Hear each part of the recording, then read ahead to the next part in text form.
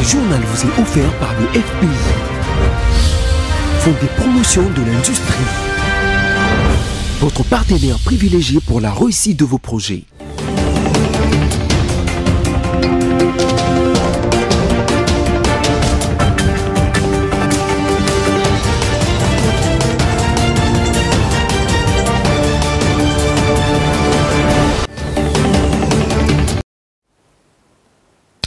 Il est l'heure de vous informer, mesdames, messieurs. Bienvenue dans cette grande édition du journal sur BC Télévision. Place au sommaire.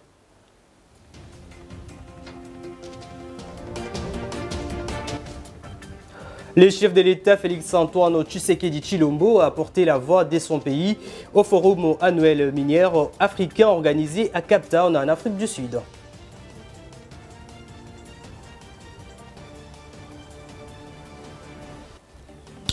Un mort suite à une explosion d'un tuyau de la Régie des eaux lundi 6 février 2023 à Binzaozone dans la commune d'Ingalima.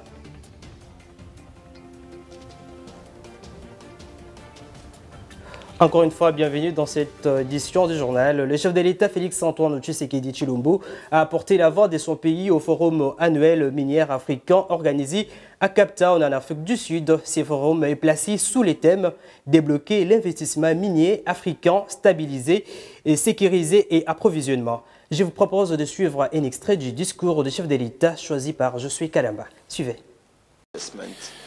Il est vrai que tous ces efforts d'assainissement et d'amélioration du climat des affaires et de l'environnement économique que nous venons d'explorer ici ne pourront pleinement profiter aux investisseurs que si la paix et la sécurité durable sont au rendez-vous. La République démocratique du Congo ne se laissera pas submerger par le défi d'une guerre ignoble à laquelle elle est injustement exposée, allais-je dire, par certains de ses voisins, en l'occurrence le Rwanda. Bien au contraire, nous sommes résolument engagés à mettre fin à toute agression et à toute tentative d'occupation de notre territoire.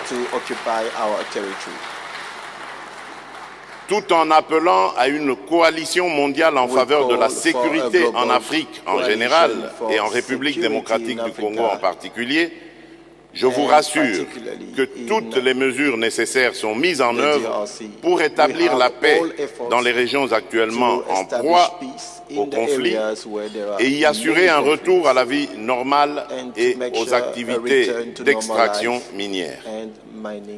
Ainsi, les ressources de mon pays pourront de nouveau profiter au peuple congolais par le biais d'une exploitation rationnelle et aux peuples africains par le biais d'échanges commerciaux. Je vous invite donc, mes frères et sœurs africains, à saisir les opportunités d'affaires que vous offre la République démocratique du Congo. Mon pays, je le répète, est prêt à mettre en place des accords stratégiques avec des partenaires qui ont besoin de nos ressources dans le cadre d'un partenariat gagnant-gagnant. Que vive Indaba 2023, que Dieu bénisse notre continent. Et à la primature, l'incident du lundi 6 février 2023 vers midi dans les installations de la primature suscité par un accrochage entre un groupe de députés provinciaux et les services de sécurité de la primature. Les directeurs des cabinets du Premier ministre Paul Gaspard Ngondankoy a réuni ses élus des provinces et en croire les députés provinciaux Socrate Ngangulumba, élu du Congo, et les porte-parole du collectif des députés provinciaux. Le Premier ministre a instruit et son directeur du cabinet adjoint de prendre langue aujourd'hui même avec le ministre des Finances et celui du budget pour débloquer cette situation. On l'écoute. Les députés provinciaux de la RDC est venu encore une fois de plus pour rencontrer le Premier ministre, sinon pour fustiger les mauvais comportements des ministres du budget et de Finances. Lors de la 72e réunion du Conseil des ministres, les chefs de l'État avaient instruit aux deux ministres sectoriels de pouvoir apurer les arriérés et régulariser la paie des honorables députés provinciaux. Mais malheureusement, cette orientation, tout comme l'instruction du chef de l'État, a toujours été traitée avec une très grande négligence. C'est la raison pour laquelle nous nous sommes décidés de venir solliciter de nouveau l'implication du Premier ministre.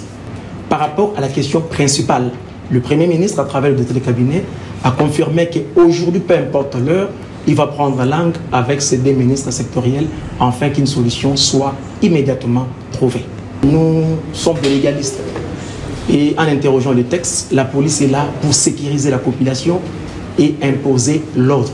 Mais en arrivant, les policiers ont quitté leur rôle idéal. Mais nous n'avons pas compris comment les policiers ont quitté leur devoir pour indisposer les honorables députés provinciaux que nous sommes. Et autre chose à présent, la vice-ministre Aminata Namassi, estomaquée par les refus du contrôle physique des agents de l'administration centrale par certains agents véreux, elle considère que ceux qui ne vont pas se présenter avec des documents sont des agents fictifs. Je suis Kalamba. Je suis venue encourager personnellement les agents qui travaillent ici pour le contrôle parce que nous avons attendu qu'il y a des mouvements qui ne veillent pas que ce contrôle se fasse. Alors je suis descendue d'abord pour me rassurer que le travail se fait normalement, mais aussi pour encourager ces agents parce que nous travaillons dans le nord. Ce que nous sommes en train de faire, ce n'est pas en dehors de la loi. Nous faisons juste notre travail. Et ces agents aussi font leur travail. Donc nous les encourageons encore de continuer parce que nous voulons savoir le nombre exact des agents qui travaillent dans l'administration au niveau central de l'EPSD. Donc nous allons continuer ainsi et nous considérons que les agents qui ne vont pas se présenter avec des documents, ce sont des agents fictifs. Parce que tant que tu n'as pas des documents qui attestent que tu travailles dans l'administration de l'EPSD, pour nous, tu n'es pas un agent de l'EPSD.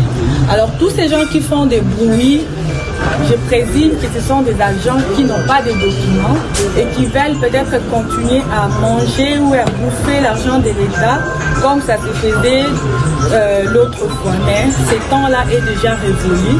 Maintenant, nous voulons que le travail se fasse dans l'ordre et nous allons continuer. Et au Nord Kivu, la ville des Goma s'est réveillée dans le calme ce mardi 7 février 2023 après des journées de manifestations observées dans la ville.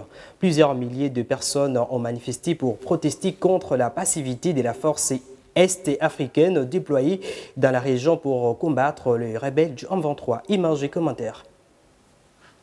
Après une série de journées villes mortes et de manifestations avec des pneus brûlés, des routes barricadées, des boutiques vandalisées et des églises fréquentées par des rwandophones pillées lundi 6 février pour dénoncer le manque d'efficacité de la force régionale de la communauté des États d'Afrique de l'Est pendant que le M23 progresse.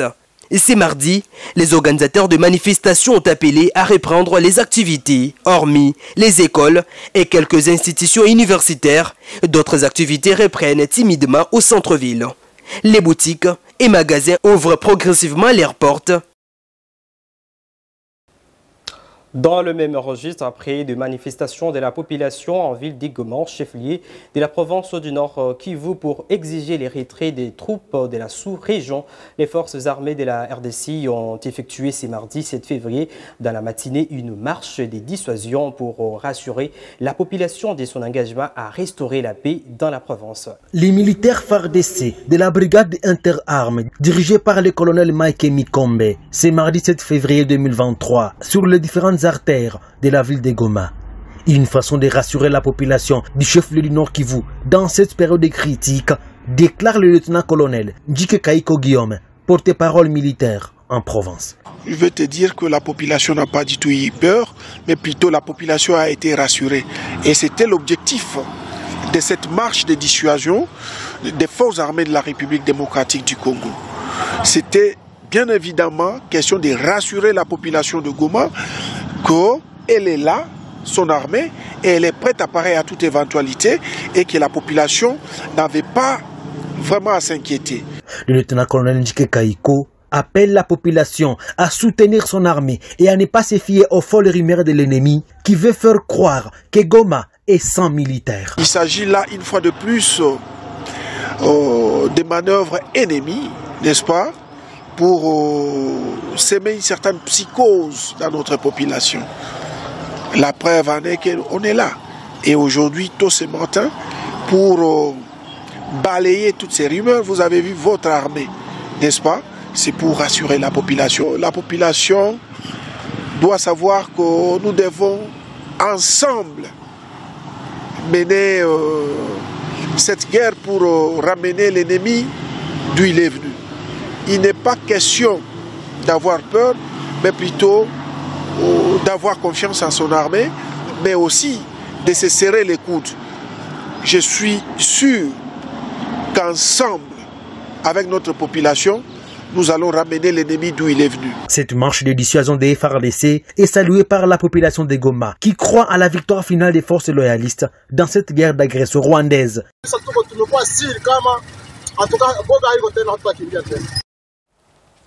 Gélian aussi, dont sommaire, est mort suite à une explosion d'un tuyau de la régie des eaux lundi 6 février 2023 à Mbiza, aux zones dans la commune d'Ingalima. Cette catastrophe a également occasionné plusieurs pertes de marchandises des vendeurs et vendeuses de ces coins.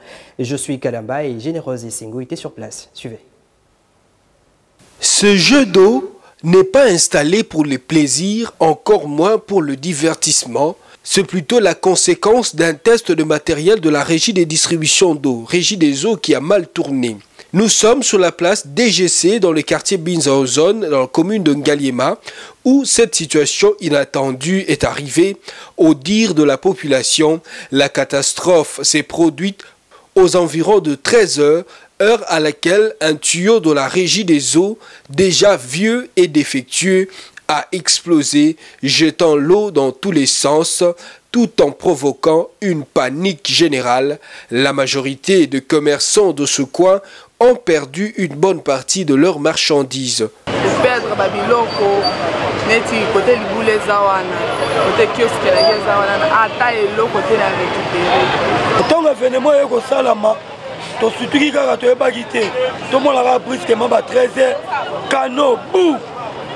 Maman moi voisine nga teka liboso na nga wana moyen kutu ya rezoete parce que daki sauf kipe mutu na mutu atoluka se sauver ndenga pe wana na ba population kolege ba sécuriser biloko na biso bakomi koyiba na kokima nango.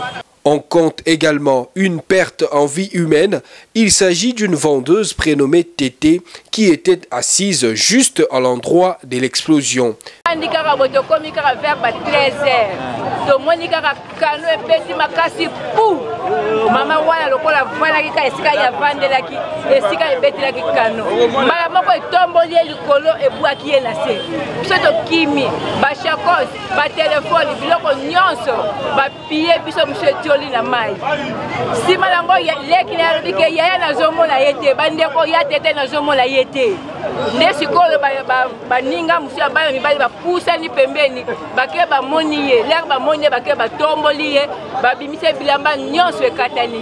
Trouvés sur place en train de faire en urgence le travaux de réparation, les agents de la régie des eaux ont refusé de répondre aux questions de journalistes. Cette perforation a contraint la régie des eaux à couper l'eau dans cette partie de la ville de Kinshasa jusqu'à la fin de travaux de réparation. Cet événement malheureux doit également interpeller les responsables de cette société en ce qui concerne l'état de leur matériel. Les militaires des forces armées de la République démocratique du Congo et les policiers doivent doubler la vigilance, surtout en cette période préélectorale, en vue de répondre à toute éventualité et venir à bout les ennemis de la République démocratique du Congo. C'est le message lancé par le commandant de la 32e région militaire à l'occasion de la première parade mixte FARDC et PNC tenue lundi 6 février 2023. Suivez. Même esprit, même morale, ces hommes en uniforme militaire FARDC et éléments de la police nationale congolaise se sont réunis ce lundi 6 février 2023 à l'esplanade de la 32e région militaire pour la toute première parade mixte de l'année 2023. Place à la causerie morale, les commandants de la 32e région militaire commencent par encourager les troupes pour le travail titanesque abattu pendant la période de festivité jusqu'en séjour.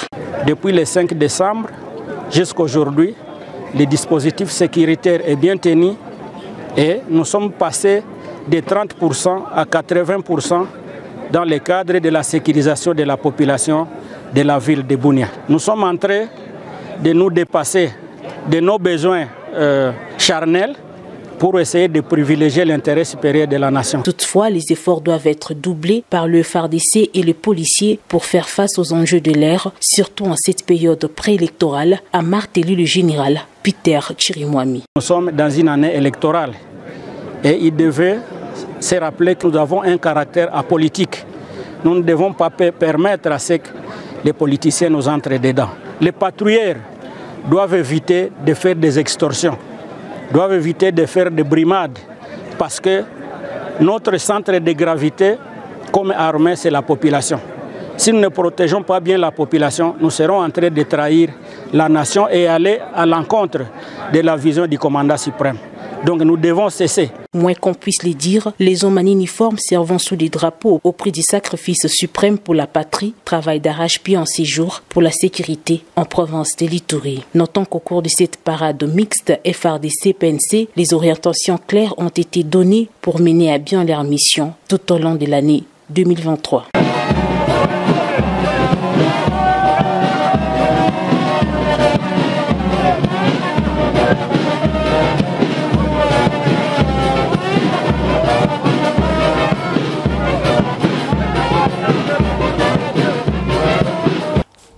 Désormais, tous les fonds perçus par l'administration militaire de l'Ituri dans le cadre de la taxe conventionnelle des produits pétroliers à l'importation seront versés intégralement à la banque. Ces fonds servent à la modernisation de la voirie urbaine de Bunia, une manière pour les opérateurs économiques à contribuer pour le développement de cette province. C'est l'essentiel de la réunion d'évaluation des contrats de collaboration présidée par les directeurs du cabinet adjoint des COFAN. Suivez.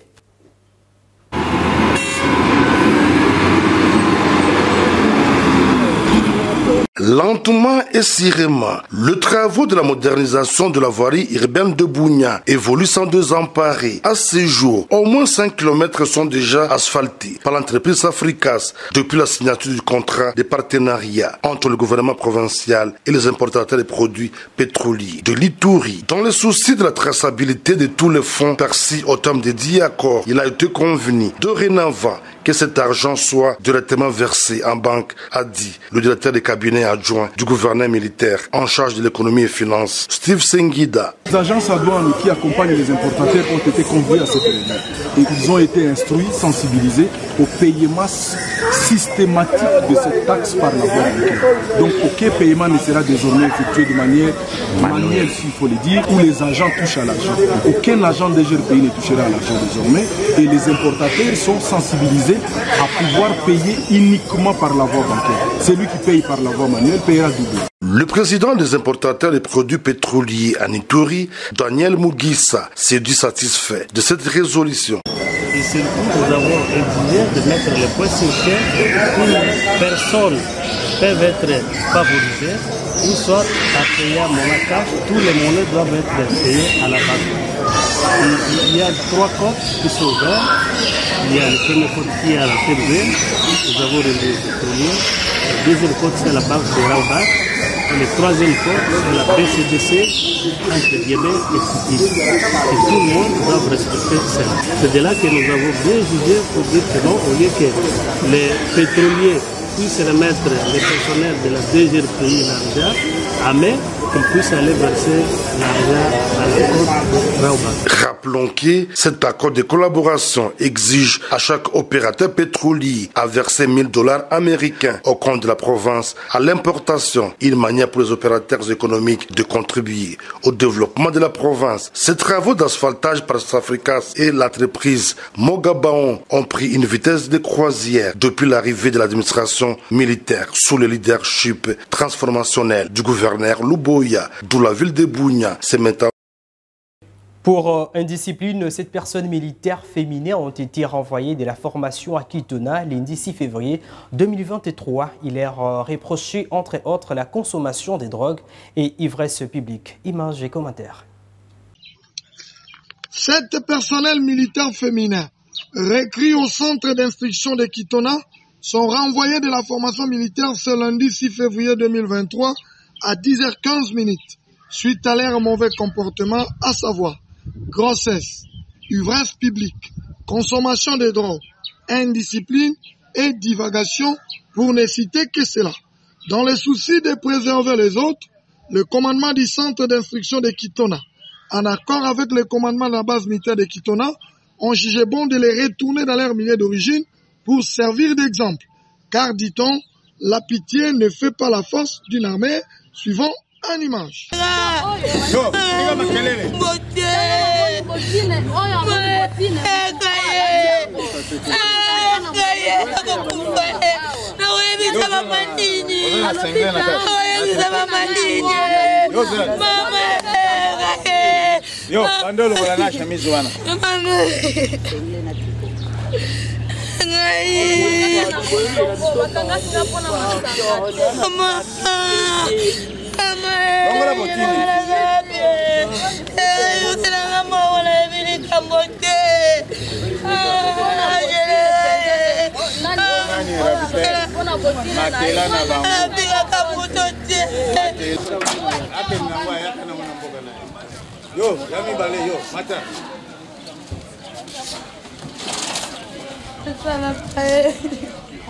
Allez, montez. Vamos lá, você, hein? Annie, prends-moi tout ce soir. Toi, tu t'as mon bureau de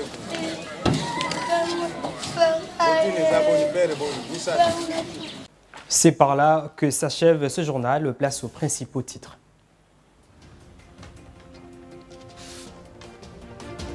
Le chef de l'État Félix-Antoine Tshisekedi Tshilombo a porté la voix de son pays au forum annuel minière africain organisé à Cape Town en Afrique du Sud.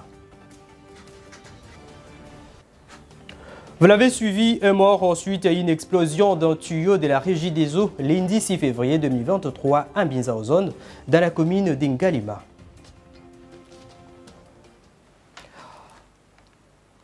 Mesdames, Messieurs, ce journal est complètement terminé. Merci de l'avoir suivi et bonne suite des programmes sur nos antennes. Au revoir.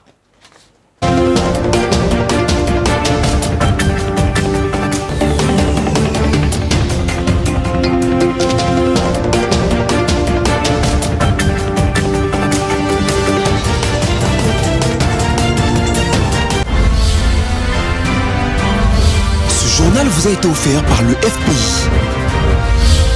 Fonds des promotions de l'industrie. Votre partenaire privilégié pour la réussite de vos projets.